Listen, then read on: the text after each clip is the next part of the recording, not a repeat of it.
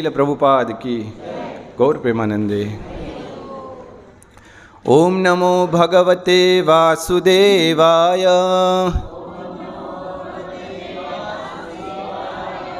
ओम नमो भगवते वासुदेवाय।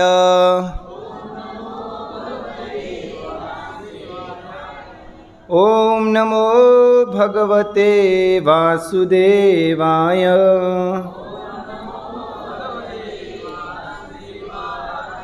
नारायणं नमस्कृत्यं नरं चैव नरोत्तमं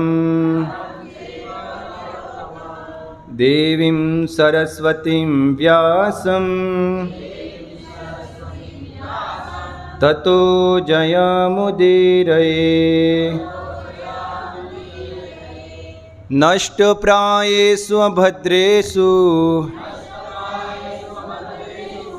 नित्यं भागवत सेवया भगवते उत्तम श्लोके भक्तिर्भवति नैष्टिकी। कृष्णाय वासुदेवाय देवकी नंदनाय च नंदगोपकुमाराय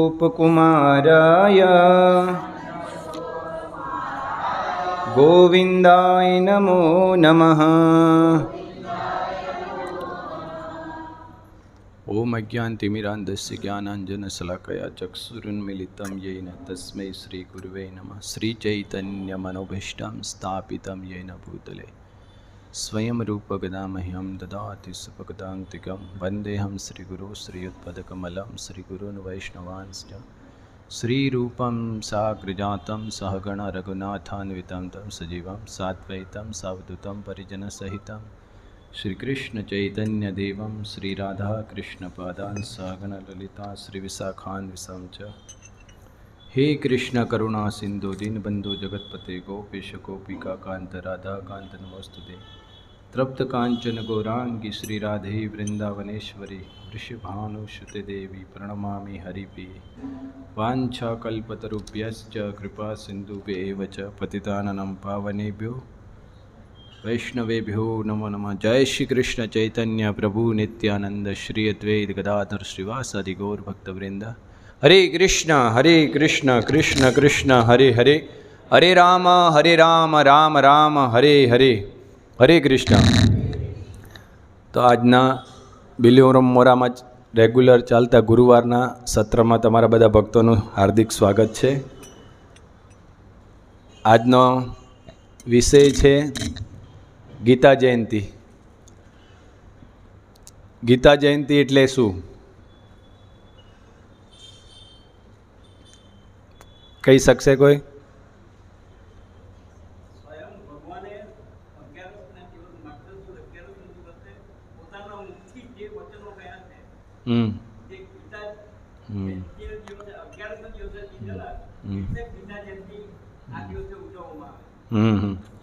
जेम के आविर्भाव। आविर्भाव एटले शुं के अवतरण थवुं। तो भगवान राम आ धरती पर प्रगट थया अथवा अवतरित थया तो ते दिवसने आपणे शुं कहीए छे? रामनवमी महामहोत्सव। रामनवमी महामहोत्सव। कृष्ण जन्माष्टमी। कृष्ण जन्माष्टमी एटले भगवान श्री कृष्णनो प्रागटेश दिवस, आविर्भाव दिवस। तेवी ज रीते नरसिंह चतुर्दशी, गौर पूर्णिमा, भगवान श्री चैतन्य महाप्रभुना प्रागटे दिवस गौर पूर्णिमा। भगवान श्री नरसिंहदेव प्रगट थया तेने नरसिंह चतुर्दशी। तेवी रीते गीता जयंती। गीता जयंती एटले शुं? भगवान ने भगवाननी वाणी ए भगवानथी अभिन्न छे। तो भगवानना मुखेथी जे गीत भगवाने गायेलुं छे अर्जुन ने एक संकट, धर्म संकट मांथी बहार काढवा माटे કોઈને એમ વિચાર આવે કે કોઈને ધર્મ સંકટ હોય તો ધર્મ સંકટમાંથી બહાર કાઢવા માટે લોકો ગીત ગાય, તો આને ગીત કહેવામાં આવે. એટલે ભગવાને ગાયેલું એક ગીત છે. શું છે? ગીત. ભગવાનના મુખ કમળમાંથી, જેને ગંગા કરતાં પણ પવિત્ર માનવામાં આવે છે. શેના કરતાં? નિમ્ન ગાથા યથા ગંગા, દેવાના પુરાણા નામ યથા ભાગવત, દેવાનામ યથા અચ્યુત, વૈષ્ણવા નામ યથા શંભુ. એટલે કે નદીઓમાં સૌથી શ્રેષ્ઠ ગંગા છે, દેવોમાં સૌથી શ્રેષ્ઠ સર્વશ્રેષ્ઠ ભગવાન અચ્યુત છે, અને પુરાણોમાં સર્વશ્રેષ્ઠ શ્રીમદ ભાગવતમ છે, અને વૈષ્ણવમાં શ્રેષ્ઠ ભગવાન શંભુ, વૈષ્ણવા નામ યથા શંભુ. તો આવી રીતે ગંગાનો મહિમા છે, ભાગવતમનો મહિમા છે, ભગવાન શિવનો મહિમા છે. તો ગંગાજીનો ઉદ્ભવ ભગવાનના ચરણ કમળમાંથી થયેલો છે. ક્યાંથી? ભગવાનના ચરણ કમળમાં. એટલે એને દિવ્ય કહેવામાં આવે છે.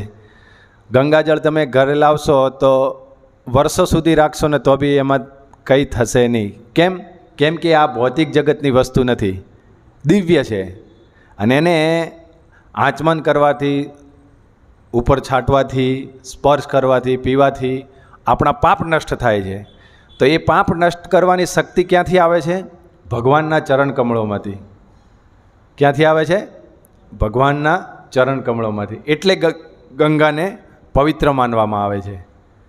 તો ગંગા ભગવાનના ચરણોમાંથી નીકળેલી છે, અને ભગવદ્ ગીતા ભગવાનના મુખમાંથી.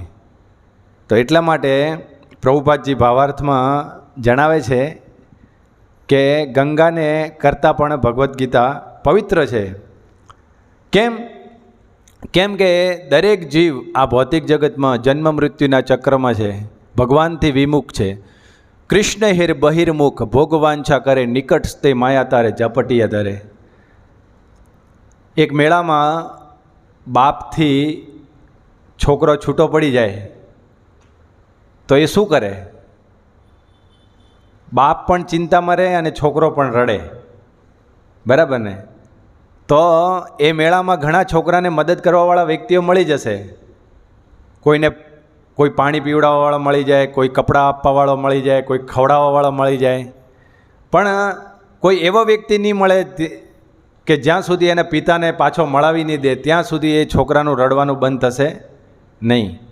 તેવી રીતે આપણે આ ભૌતિક જગતમાં ભગવાન ભગવદ્ ગીતામાં કહે છે, સર્વ યોનિ સુકોંતય મૃતવ પ્રભવંત્ય તાસામ બ્રહ્મ મહદ યોનિર અહમ બીજો પ્રદપિતા.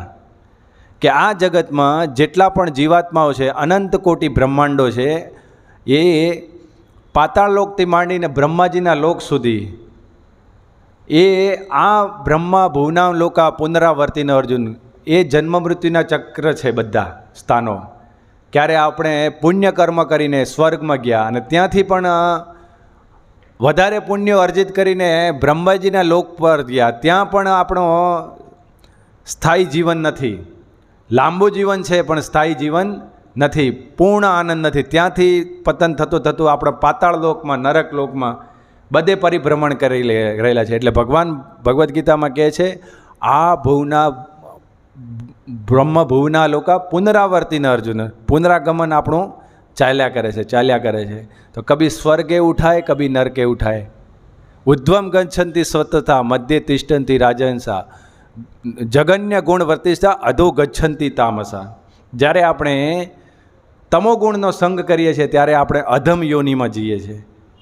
કીડા મકોડા અને મનુષ્ય યોનિ પણ પ્રાપ્ત કરીને આપણે અધમ યોનિ કહેવાય. કે એવા મનુષ્ય જે પશુ કરતાં પણ અધમ જીવન હોય, જેમનું પશુ કરતાં પણ જેનું ખાનપાન વિચાર મનુષ્ય જેવા હોય જ નહીં, પશુ જેવા હોય, તે પણ અધમ કહેવાય. તો એવો આપણે આ ભૌતિક જગતમાં પુનરાગમન ચાલ્યા કરે છે. અને એ પુનરાગમનમાંથી બહાર નીકળવા માટે ભગવાન આપણને યાદ અપાવવા માટે આવે છે. આપણે શું થયું કે ભગવાનના ધામમાંથી અહીંયા પતન થયું. આપણું જીવાત્મા જ્યારે આ ભૌતિક જગતમાં ભોગવવાની ઈચ્છાથી આવે છે ત્યારે આપણે ભગવાનથી વિખૂટા પડી ગયા. શું થઈ ગયા? વિખૂટા. અને ભગવાન તે વિખૂટા થઈને આ ભૌતિક જગતમાં અલગ અલગ વસ્તુઓમાં અને ખાનપાનમાં, અમુક વ્યક્તિઓમાં, અમુક સ્થાનમાં ઘણા લોકો ફરવા જાય ને, અલગ અલગ જગ્યાએ ફરવાનું ગમે. કોઈને અમુક લોકો સાથે વાતો કરવાનું ગમે, કોઈને સારી સ્ત્રી સાથે બેસવાનું ગમે, કોઈને એવા અલગ અલગ પ્રકારની વૃત્તિઓ પ્રમાણે અલગ અલગ પ્રકારના શોખ હોય. અને એ વસ્તુમાં દરેક જીવાતમાં ઇન્વોલ્વ થઈને, સામેલ થઈને સુખ ભોગવવાનો પ્રયત્ન કરે છે. બરાબર? તો જ્યાં પણ ફરવા જાય છે ત્યાં કેટલા દિવસે ફરી શકશે? ત્યાં પણ એની ઇન્દ્રિયો ઊભી જાય છે. જેમ કે આપણે ગુલાબજાંબુ ખાવાનો શોખ છે તો 5, 10, 15, 20 એટલા ગુલાબજાંબુ ખાઈ શકે. અને 20 થી 25 જો ગુલાબજાંબુ ખાઈ લીધા તો એ જ ગુલાબજાંબુ ઉલટી કરાવે. એવું જ આ ભૌતિક જગતનું સુખ છે. ઇન્દ્રિય ભોગ જેટલો તમે કરશો એટલું એ ઇન્દ્રિય ભોગ તમને ઊભી જશે. શું થશે? ઊભી જશે. એટલે કેવી રીતે ઊભી જશે? તમારું શરીર જ રોગિષ્ઠ થઈ જશે. શું થઈ જશે? એટલે આ ભૌતિક જગતનું દરેક સુખ સીમિત છે. શું છે? સીમિત છે. અને આધ્યાત્મિક સુખ છે તે અસીમિત છે. તો એટલા માટે મેં તમને એ સમજાવતો હતો કે આ જે પુત્ર પિતાથી અલગ થઈ ગયો હોય તો જ્યાં સુધી એને કોઈ એના પિતાને મળાવવાવાળો વ્યક્તિ એને પિતાને મળાવી નહીં દે ત્યાં સુધી એ છોકરો ગમે તેટલું ખાઈ લે, ઓઢી લે, કપડાં પહેરી લે, એ એમને સુખ આપી શકશે નહીં. આપણે આ ભૌતિક જગતમાં કેવી પરિસ્થિતિમાં ફસાયેલા છીએ તે એક ઉદાહરણ લઈશ, પછી એનું નિવારણ કરશું. નિવારણ શું છે? માની લો એક વ્યક્તિ છે, જંગલમાં ગયો. જંગલમાં જઈને એ પોતાના શોખ માટે ફરવા માટે ગયો અને ત્યાં એની પાછળ એક વાઘ પડી ગયો. અને વાઘથી બચવા માટે એ ભાગી રહ્યો છે. વાઘ એની પાછળ છે. અને પાછળ એમ જોવે છે કે વાઘ મારાથી કેટલો દૂર છે. એમ જોવા જાય છે તો જોઈને એમ આગળ જોવા જાય તો આગળ એક મોટો કૂવો આવી જાય, જંગલી કૂવો. અને છટાક દઈને એ જંગલી કૂવામાં પડી જાય છે. હવે જંગલી કૂવામાં પડતો હોય તો એ કૂવાની કાંઠી ઉપર એક ઝાડ હોય.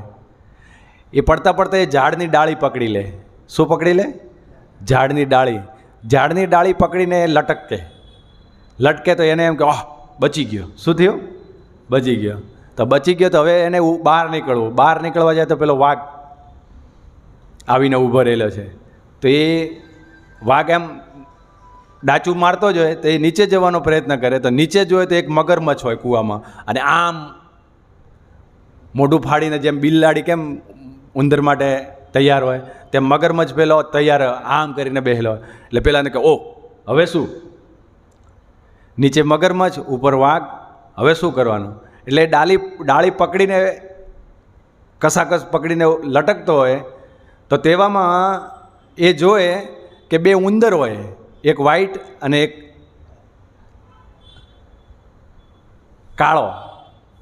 કાળા કલરનો. તો એ બે ઉંદર એ ડાળીને કટ કાપતા હોય. બરાબર? એ કટ કાપતા હોય તો એને ઓર ચિંતા વધી જાય. હવે શું કરવાનું? નીચે મગરમચ્છ, ઉપર વાઘ, અને જે ડાળી પકડેલી છે એ ડાળી બી કપાતી છે, અને જેવી કપાય એટલે નીચે પડી જાય. અને એ પરિસ્થિતિમાં હવે પેલો બીજી ડાળી ઉપર એ ઝાડ પર કૂદ્યો ને, પકડ્યું ઝાડ, એટલે આખું ઝાડ તો હલે કે નહીં? તો ઝાડ હલ્યું તો ત્યાં એક બીજા ડાળી પર મધપૂડો હતો, માખી. અને એ બધી માખીઓ છેરવાઈ ગઈ, વિખરાઈને એ માખીઓ એને ડંખ મારવા લાગી. અને ડંખ મારવા લાગી તો શું કરે? માખી આમ કરવા જાય તો ડાળી છૂટે તો મગરમચ્છના મોઢામાં જાય, બહાર નીકળવા જાય તો વાઘ. હવે એવું શું કરે? કેવી પરિસ્થિતિમાં? એવી પરિસ્થિતિમાં હવે પેલા મધપુડામાંથી મધ હૈલું, એટલે મધની આમ એ બચાવો કરતો હતો ને, તો મધની 2-4 બૂંદ એના મોઢામાં પડે. અને એ જે મીઠાશ આવ્યો ને તો એને એમ રાહત મળી. શું મળી? રાહત. અને પેલો ભૂલી ગયો, એ મધની 2 બૂંદમાં ભૂલી ગયો કે નીચે પેલો મગરમચ્છ છે, ઉપર વાઘ છે, પેલા ઉંદર ડાળી કાપી રહેલા છે. બરાબર? અને એ બધું ભૂલી અને પેલું મધનો ટેસ્ટ લેવામાં લાગી ગયો, બધું ભૂલી ગયો. તો આ શું છે? મૂર્ખતા છે. શું છે?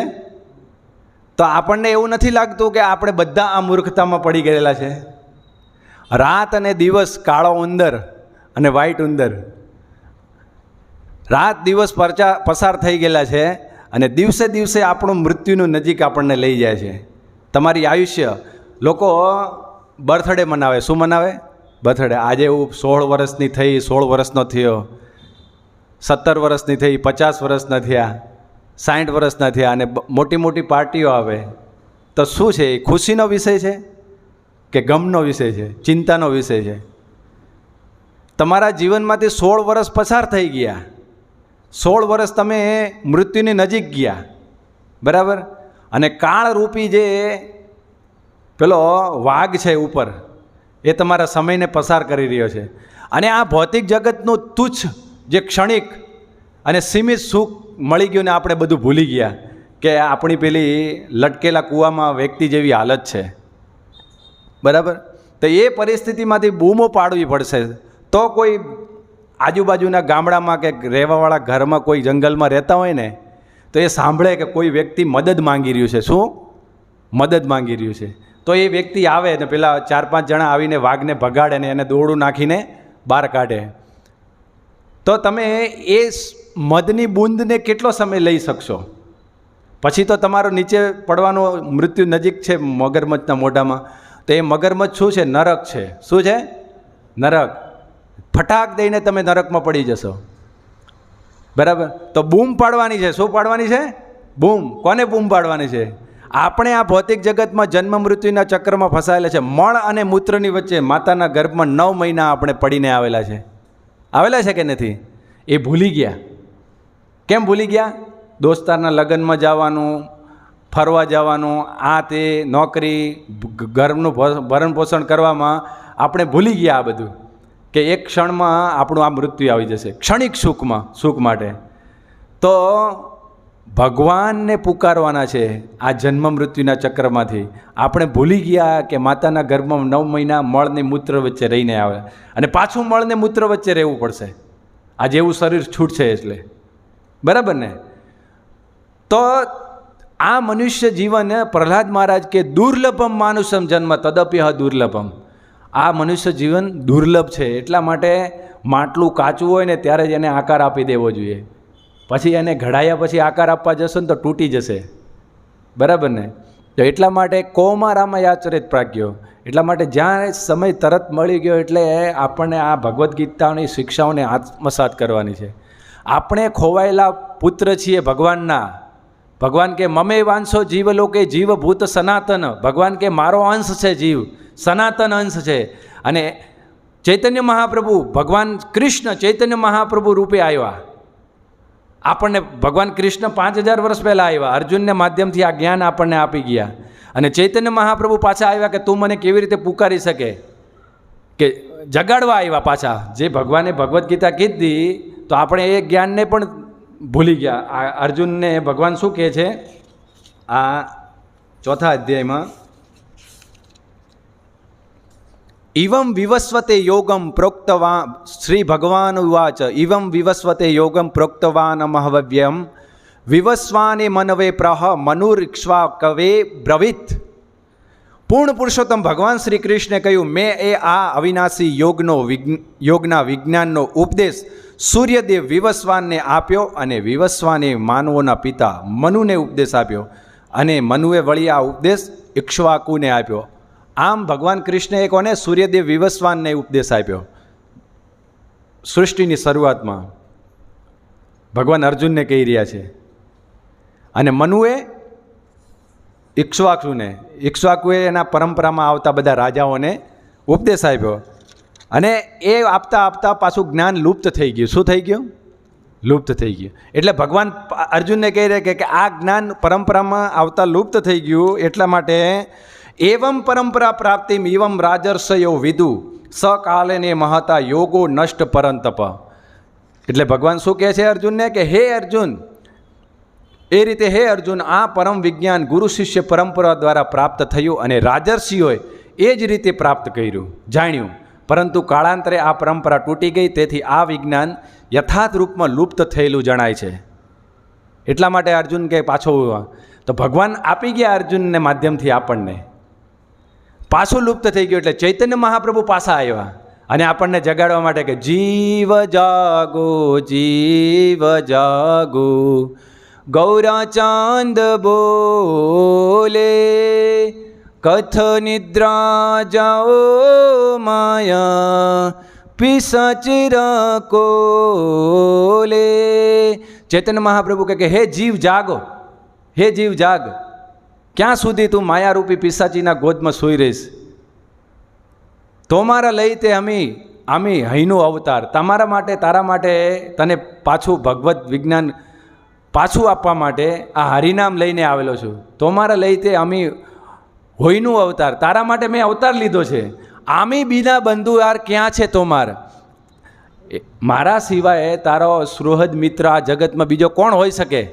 ચૈતન્ય મહાપ્રભુ કહે તોમારે તે લઈ તે અમે હોઈનું અવતાર, ગોલો કેર પ્રેમધન, હરિનામ સંકીર્તન. ચૈતન્ય મહાપ્રભુ આપણને આ ઉપદેશ આપવા માટે આવ્યા અને એમણે શું લાવ્યા આપણા માટે?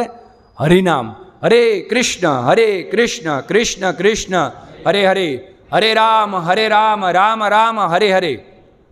આ મહામંત્ર આપ્યો, આ ભગવદ્ ગીતાનો ઉપદેશ આપ્યો, બરાબર. અને એ ઉપદેશ પ્રાપ્ત કરીને આપણે સાર્થક કરવા માટે ચૈતન્ય મહાપ્રભુ આવ્યા.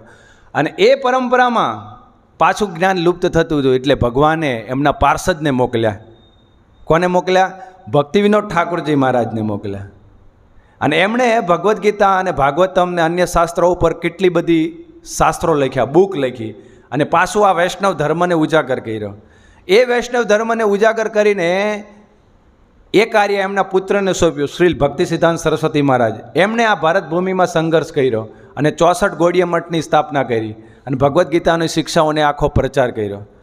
અને ભક્તિ સિદ્ધાંત સરસ્વતી મહારાજ ઈચ્છતા હતા કે આ જ્ઞાન આખા વિશ્વમાં ફેલાય. ક્યાં ફેલાય? આખા વિશ્વમાં. કેમ કે ભગવાન કહે છે ભગવદ્ ગીતામાં, સર્વ યોનિ સુકંતેય મમે વાંશો જીવ લોકે, જીવભૂત સનાતન. બધા જીવો ભગવાનના અંશ છે અને બધા લાભાન્વિત થવા જોઈએ.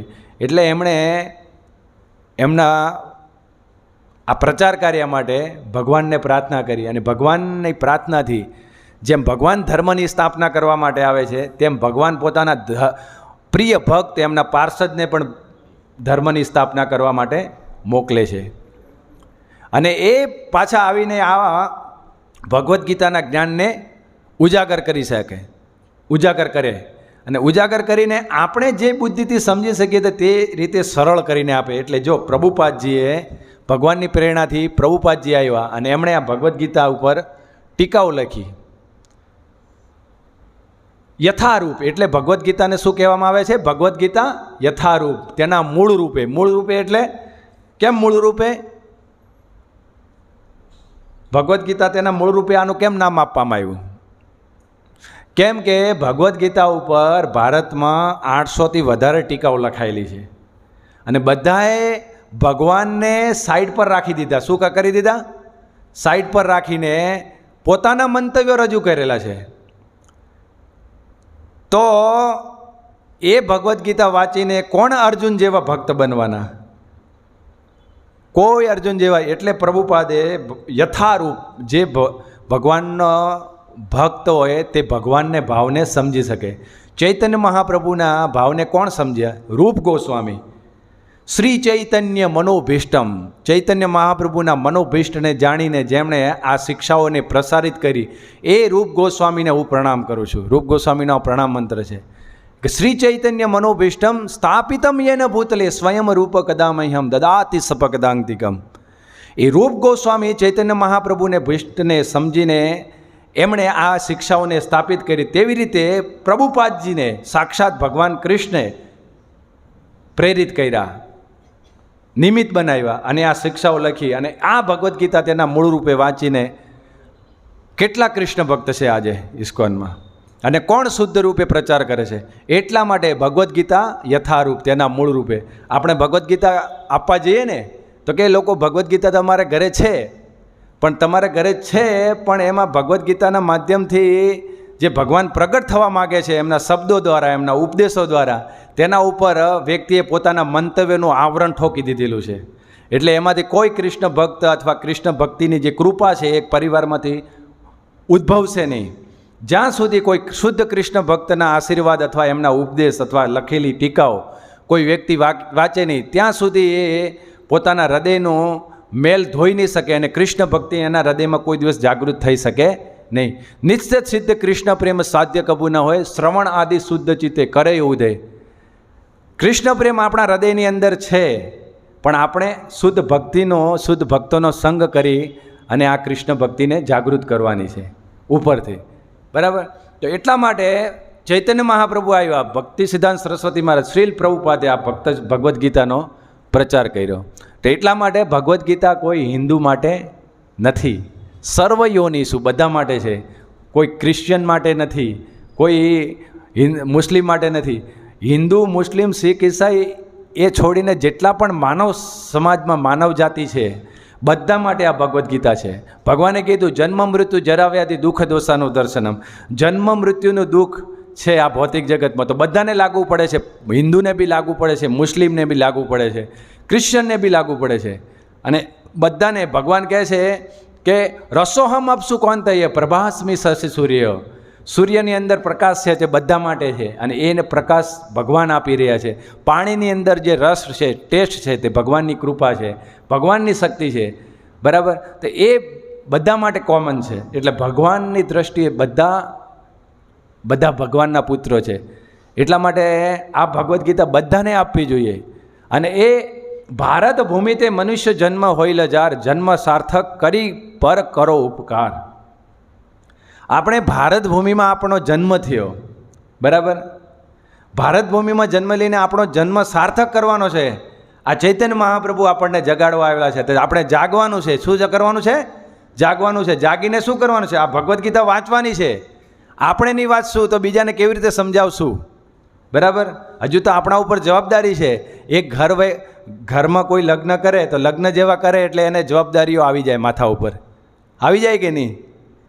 બરાબર? એને ઘર ચલાવવાનું, પછી એને વિસ્તાર થાય, પુત્ર પુત્રી, પછી એને ભણાવવાના ગણાવવાના, તો એ જવાબદારી આવે કે નહીં? અને એ જવાબદારી માટે દોડશે કે નહીં દોડશે? પણ એ જવાબદારી નિભાવી રહ્યો છે એ કેટલો સમય સાથ રહેવાના છે? મૃત્યુ સમયે બધું છૂટી જવાનું છે. કોઈ તમને એમ નહીં કહેશે કે ચાલો તમે મારા માટે આખું જીવન એમ બહુ કર્યું એટલે તમારા માટે હું ભગવાનને પ્રાર્થના કરું કે ભગવાનને વિનંતી કરું, અથવા એનામાં એ તાકાત નથી કે તમને જન્મ મૃત્યુના ચક્રમાંથી બચાવી શકે. એ ખુદ પોતે ફસાયેલા છે.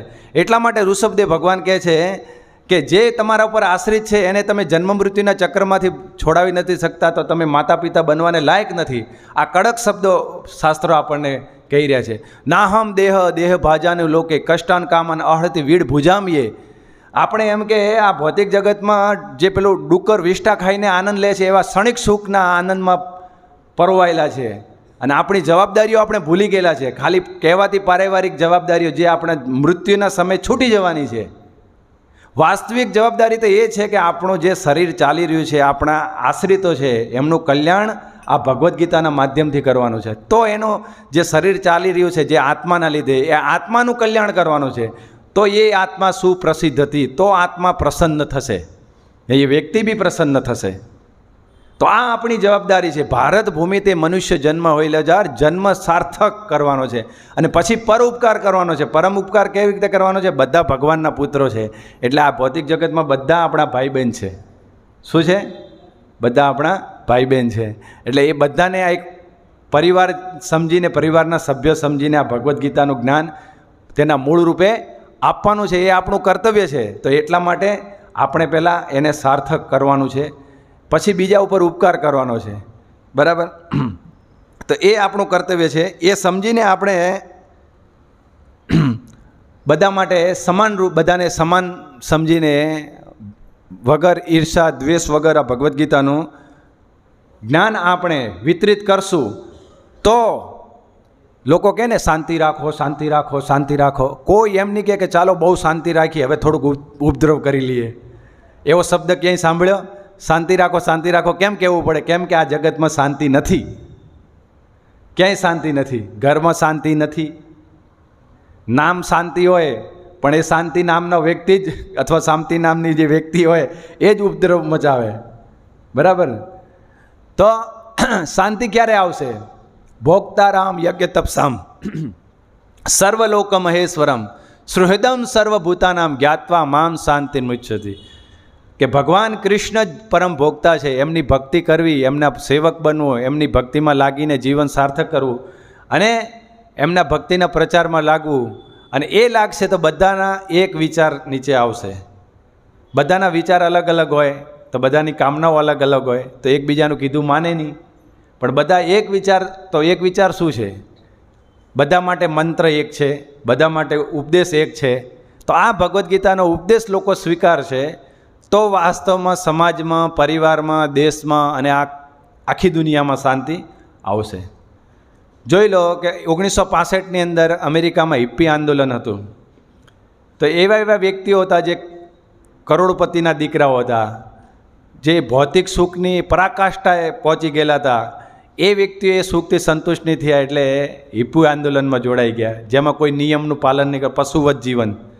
એવા વ્યક્તિઓને પ્રભુપાદે શાંતિ આપી આ ભગવદ્ ગીતાના માધ્યમથી. ત્યાંની સરકાર પણ થાકી ગયેલી, પણ પ્રભુપાદે આ ખાલી ભગવદ્ ગીતા અને હરે કૃષ્ણ મહામંત્રના માધ્યમથી આખા વિશ્વમાં આ કૃષ્ણ ભાવનામૃતના માધ્યમથી શાંતિ લાવી. પણ છતાં જે પિતા હોય, જે દાદા હોય, તે એમના પુત્રો માટે થોડું કાર્ય છોડી જાય, કેમ કે આળસી નહીં બની રહે. તો આપણા માટે પ્રભુપાદજીએ આ કાર્ય થોડુંક ખૂણે ખૂણે હજુ બાકી છે. તે કાર્ય આપણી જવાબદારી, આપણા ગુરુના આદેશ એમના પુત્રોને, જે પ્રભુપાદના શિષ્યો હતા એમને સોંપી ગયા. એ આપણા ગુરુ વર્તી આપણને આદેશ આપે છે, તો એમના આજ્ઞામાં રહીને આપણે આપણું કાર્ય આ બજાવવાનું છે. તો એટલા માટે આ ભગવદ્ ગીતા, કોણ કોણ ભગવદ્ ગીતા વાંચી છે આખી? અથવા કોણ કોણ વાંચી રહ્યું છે આખીની વાંચી? બહુ સરસ, તમે બધા વાંચો છો તો ભાગ્યશાળી છો. કેમ કે ભૌતિક સુખનો કોઈ પૈસા, લોટરી લાગી જવી એ ભાગ્યની વાત નથી, એ તો ક્ષણિક સુખ છે. આ આત્માના કલ્યાણ માટે જે ભગવદ્ વિજ્ઞાન જે જાણે છે અને પોતાના અસ્તિત્વને જાણે છે કે જીવેર સ્વરૂપે હોય કૃષ્ણને નિત્યદાસ, આપણે ભગવાનના દાસ છે, એ સંબંધ જ્ઞાનથી અવગત થાય છે, તે આ ભૌતિક જગતમાં ભાગ્યશાળી વ્યક્તિ છે. તો તમે બધા ભાગ્યશાળી છો, તો વાંચો છો, તો વાંચીને સમજીને હરે કૃષ્ણ મહામંત્રનો જપ કરવાનો છે. અને પછી આપણે નિમિત્ત બનવાનું છે. શું બનવાનું છે? નિમિત્ત બનવાનું છે આ કાર્યમાં. તો બધાને વિનંતી છે કે આ કાર્યમાં નિમિત્ત બનવા માટે સહભાગી થાઓ. આપણે ચર્ચા કરતા હતા ગીતા જયંતિ વિશેષ, તો જન્માષ્ટમીમાં આપણે નિમિત્ત બનીએ છીએ સહભાગી થઈને, રામનવમીમાં ભાગ લઈને નિમિત્ત બનીએ છીએ. તેવી રીતે આ ગીતા જયંતિ આવે છે 11ના દિવસે, બરાબર? તો એમાં બધાએ ભાગ લેવાનો છે. શું કરવાનું છે? ભાગ લેવાનો છે. પોતાના શરીરથી, મનથી, વાણીથી, ધનથી, બધી રીતે જે પ્રમાણે સામર્થ્યતા હોય. પણ જ્યાં સુધી આ કાર્યમાં આપણે આપણું જીવન લગાવશું નહીં ત્યાં સુધી આપણે આત્માનું શુદ્ધિકરણ થશે નહીં. અને ભગવાનને પ્રસન્ન કરવા માટે આ જ એકમાત્ર ઉપાય છે. તો એટલા માટે ચૈતન્ય મહાપ્રભુ કે જીવ જાગો. શું કરો? જીવ જાગો. અને આ ઔષધિ છે. શું છે? એનેસી ઔષધિ માયા નાસીવાર લાગી. આ માયારૂપી પિશાચી ના પેલા આવરણમાં આપણે પીસાઈ રહ્યા છે, એમાંથી બહાર નીકળવા માટે આ ભાવરોગની ઔષધિ ચૈતન્ય મહાપ્રભુ લાવેલા છે, બરાબર? આ જ્ઞાન, તો એ જ્ઞાનને આપણે વિતરણ કરવાનું છે અને એમાં સહભાગી થવાનું છે. તો અત્યારે નવસારીના બધા ભક્તો જાય છે આ જ્ઞાનનો વિતરણ કરવા માટે, યથાસંભવ રોજ પણ જાય છે અને રવિવારે તો બધા ભક્તો આવે છે. અને એવો પ્રયાસ કર્યો છે આ વખતે કે જ્યાં સુધી પેલું કે નવી પેઢી શરૂ થાય ને ત્યાંથી બીજ રોપી દઈએ તો વાતાવરણ સમાજમાં એવું બને કે આવનારી પેઢીઓ પણ, આપણા છોકરાઓ પણ એ કૃષ્ણ ભક્તિનો પેલું કે પ્રચાર કરવામાં એમને સરળ રૂપ થઈ શકે. જેમ કે કોઈ બાપ છોકરા માટે એફડી મૂકી જાય તો એ છોકરાને કામ લાગે કે નહીં? તો તેવી રીતે અત્યારે શું છે કે માટલું કાચું હોય ને ત્યાંથી જ બીજ એને આકાર આપવો જોઈએ, બીજ આરોપણ કરવું જોઈએ. તો અભિયાન કરેલું છે કે સ્કૂલો અને કોલેજોમાં ભગવદ્ ગીતાનું વધારેમાં વધારે વિતરણ થાય. અને કોઈ સ્કૂલો એવી છે કે જ્યાં છોકરાઓ ખરીદી શકે, અને કોઈ સ્કૂલો એવી છે ગામડાઓની, આમ ટ્રાઇબલ એરિયા, તો એમાં છોકરાઓ ખરીદી નથી શકતા.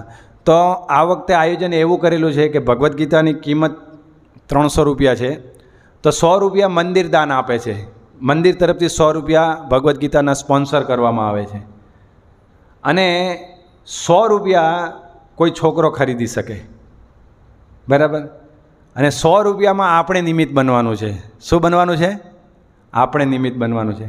તો એક વિનંતી છે, નવસારીમાં આ રવિવારે પ્રોગ્રામ હતો ત્યારે ભક્તોને બધાને કીધું, તો બધા ભક્તોએ પોતાના સામર્થ્ય પ્રમાણે 5 ભગવદ્ ગીતા, એટલે કે એક ભગવદ્ ગીતાના 100 રૂપિયા, તો 500 રૂપિયા 5 ભગવદ્, 11 ભગવદ્ ગીતાના 1100, તો કોઈએ 5, 11, 25 અને 51 બી લખાવી, અને 2-3 વ્યક્તિઓએ 101 બી લખાવી.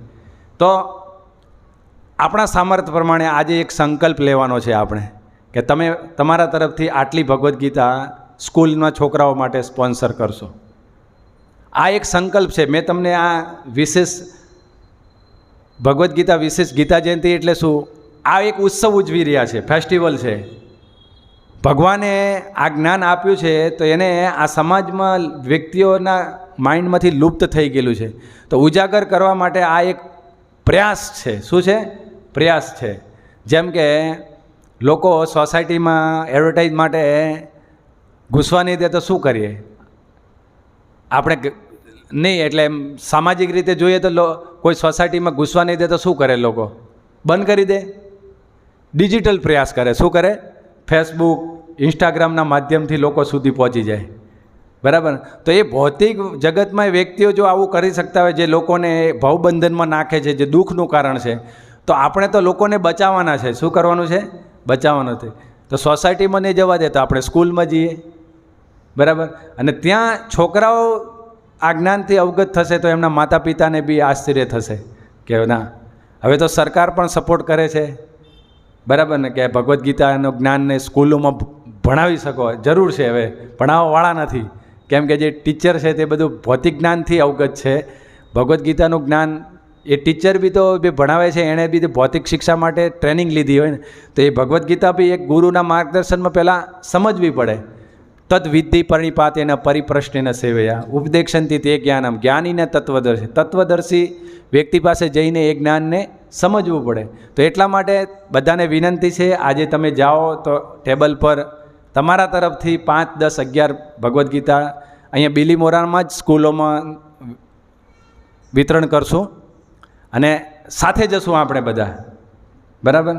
તો વિનંતી છે કે 5, 10, 15 જે તમારા સામર્થ્ય પ્રમાણે આજે લખાવીને જજો. તો આ આપણે એવી રીતે આ ભગવદ્ ગીતા ગીતા જયંતિ ઉજવીએ છીએ, અને એવું જ્ઞાનનો પ્રચાર કરશું તો લોકોમાં શ્રદ્ધા આવશે. ભગવાન પ્રત્યે શ્રદ્ધાનું એક બીજ અંકુરિત થશે, અને એ બીજને આ ભગવદ્ ગીતાની શિક્ષાઓ પોષણ આપશે. જેમ છોડમાં પાણી રેડ્યા કરે તો છોડનો વેલો વધે, તેવી રીતે આ ભગવદ્ ગીતાની શિક્ષાઓનો બીજ સમાજમાં રોપાશે, તો આ શિક્ષાઓના માધ્યમથી એ પોષણ થશે, અને એ પોષણ થશે તો આખું જગતમાં વાસ્તવિક શાંતિ ઉદ્ભવશે, અને લોકો જે નાસ્તિક છે આસ્તિકતા તરફ એમની શ્રદ્ધા વધશે, અને પુનર્જન્મમાં જે લોકો નથી માનતા એ લોકો માનતા થશે, અને પછી આ ભગવદ્ ગીતાની શિક્ષાઓને અવગત કરશે કે જો અમેરિકા નથી જોયું પણ છે, પાકિસ્તાન કોઈએ નથી જોયું પણ છે, કોઈ વ્યક્તિ દ્વારા જોયું છે, બરાબર. તેવી રીતે ઘણા લોકોના એવા ખોટા પ્રચારના માધ્યમથી લોકો અજ્ઞાનમાં અથવા નાસ્તિક બની ગયા છે કે કોણે જોયું છે કે ભગવાન છે અથવા ભગવાનનું ધામ છે, કોણે સ્વર્ગ ને નરક જોયા છે, જે છે તે અહીંયા જ છે, બધું જે છે તે અહીંયા નથી, ઘણી બધું છે. હવા આપણે નથી જોઈ તો એનો મતલબ એવો નથી કે હવા નથી. આપણે મહેસૂસ તો કરી રહ્યા છે ને કે હવા લઈએ છીએ ત્યારે આપણો શ્વાસ ચાલી રહ્યો છે, બરાબર. જોઈ તો આપણે આંખની પલકને બી નથી જોઈ શકતા, આ આપણી પોતાની આંખને પલકને જોવા માટે કાચની જરૂર પડે છે ને, તો આંખની પલકને બી આપણે નથી જોઈ શકતા, તો પછી આ દિવાલની આરપાર શું થઈ રહ્યું છે તે બી નથી જોઈ શકતા. એટલે આપણી ઇન્દ્રિયો સીમિત છે. શું છે? સીમિત છે. તો સીમિત ઇન્દ્રિયોને લીધે આપણે જોઈ નથી શકતા. એનો મતલબ એવું નથી કે નથી. આ જગત ચાલી રહ્યું છે, સંચાલન કરતા છે એટલે ચાલી રહ્યું. સૂર્ય ઉગે છે, સૂર્ય હાથમાં છે, ચોમાસામાં વરસાદ પડે છે, શિયાળામાં અત્યારે ઠંડી પડે છે, ઉનાળામાં ગરમી પડે છે, બરાબર. તો આ સિસ્ટમ છે, ચાલી રહી છે. કોઈ ફેક્ટરી, કોઈ કારખાનું, દેશ, રાજ્ય, ઘર કોઈ ઓટોમેટિક ચાલે નહીં. વ્યક્તિનું દિમાગ હોય અને સંચાલન કરતા એની પાછળ બહુ બધી મહેનત હોય, તો એ મહેનતથી ચાલે છે. તો એવી રીતે આ જગતનું સંચાલન કરતા ભગવાન છે. તો કોણે જોયા છે ભગવાનને? ભગવાનને એમના ભક્તોએ જોયા છે અને એમના માધ્યમથી આપણે જોવાના છે, બરાબર ને. એટલા માટે આપણે ડાયરેક્ટ ભગવાન પાસે જવાને લાયક નથી. કોઈ નરેન્દ્ર મોદીને ડાયરેક્ટ નહીં મળી શકે, બરાબર ને. એના સચિવના માધ્યમથી જવું પડે. એવી રીતે ભગવાને ભગવદ્ ગીતામાં કીધું, મને જોવા હોય તો જે તત્વદર્શીઓ છે, જેમણે આ જ્ઞાન દ્વારા અથવા અનુભવ દ્વારા ભક્તિના માધ્યમથી જે લોકો મારા પાસે પહોંચ્યા છે, એમને અનુસરીને શું કહેવાનું છે? એમને અનુસરણ કરવાનું છે, અનુકરણ નથી કરવાનું. તો અનુસરણ કેવી રીતે કરવાનું છે? કે જે આચાર્યો છે એમને આપેલો ઉપદેશ છે, એમણે આપેલો આદેશ છે, એનું પાલન કરવાનું છે. એટલે પ્રભુપાદજીએ આપણા માટે આ ભગવદ્ ગીતા, ફેસ્ટિવલ, હરે કૃષ્ણ મહામંત્ર, પ્રસાદ, ભક્તોનો સંઘ, કલયુગમાં ભક્તોનો સંઘ બહુ જ મહત્ત્વપૂર્ણ છે, જેમાં આપણે વાસ્તવિક શક્તિ મળે છે. કલો સંગે શક્તિ. એક લાકડીને તોડવું હોય તો ફટાક દઈને તૂટી જાય, બરાબર ને. પણ 5 લાકડી ભેગી કરે ને તો નહીં તૂટે. તો તેવી રીતે આપણું જ્ઞાન છે ને માયા દ્વારા આવૃત છે. તમે એકલા રહેશો તો તમને ભગવાનનું નામ લેવાની ઈચ્છા નહીં થાય, બરાબર ને. ભગવદ્ ગીતા વાંચવાની ઈચ્છા નહીં થાય. પણ ભક્તોના સંગમાં રહેશો તો ભક્તો તમને વારંવાર યાદ કરાવશે. અને મૃત્યુના અંતે એ સફળતા છે કે ભક્તોનો સંગ કરવાથી કે કૃષ્ણને એ ભક્તો તમને યાદ કરાવશે, કૃષ્ણ સ્મરણ કરાવશે, કૃષ્ણ કીર્તન કરીને. તો આ બહુ મોટો લાભ છે. તો એટલા માટે જીવ જાગો. શું કરવાનું છે? જીવ જાગો. જાગો અને જગાડવાનું છે. તો એટલા માટે આપણે આમાં સહભાગી થવાનું છે. તો બધાને મારી વિનંતી છે કે આજે તમે કંઈક સંકલ્પ લો અને એ સંકલ્પ પૂરો કરો. પ્રભુપાદજીને પ્રસન્ન કરવા માટે, ભગવાનને પ્રસન્ન કરવા માટે, બરાબર. એ લક્ષ્મી તો ભગવાનની કૃપાથી આવશે અને આવી ઘણી જગ્યાએ આપણી લક્ષ્મી જાય છે. પણ ભગવાનના ચરણોમાં બીજાના હિત માટે કરેલું દાન એ તમારા શાશ્વત એકાઉન્ટમાં જમા થશે. અને ભગવાન પ્રસન્ન થઈ જાય એનાથી વિશેષ આપણા જીવનમાં કોઈ મોટી સફળતા છે નહીં. તો ભગવાન કહે છે કે આ જ્ઞાનનો જે કોઈ પ્રચાર કરે છે એ સૌથી વધારે મને પ્રિય છે. તો એટલા માટે તમને બધાને વિનંતી છે કે આજે એક સંકલ્પ પૂરો કરીને જજો. આપણે 5 મિનિટ એક ભજન ગાઈને આ પ્રવચનને આપણે વિરામ આપશું. જીવ જાગો. તો આજના પ્રવચનના સંબંધમાં જ છે, હું ગ્રુપમાં શેર કરું છું.